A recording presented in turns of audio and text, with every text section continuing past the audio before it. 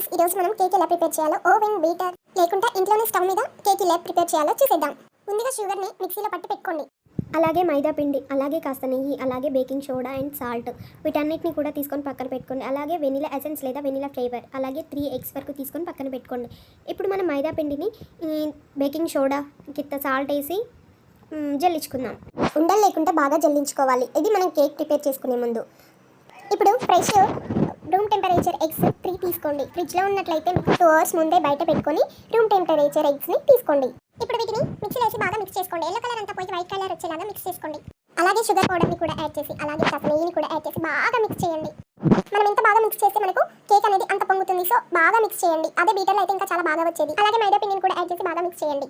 అలాగే మనం కాచి చల్లార్చుకున్న పాలను కూడా యాడ్ చేసి మిక్స్ చేయండి. లాస్ట్లో వెనీలా ఫ్లేవర్ వేయండి. ఇది వెనీలా ఫ్లేవర్ మన కేక్ స్మెల్ రాకుండా ఉండడానికి వేసి మనం స్టవ్ ముందుగానే ప్రీహీట్ చేసి పెట్టుకొని కేక్ గిన్నెలో వేసుకుంటే కేక్ రెడీ. ఫుల్ వీడియో కింద ఉంటుంది చూసి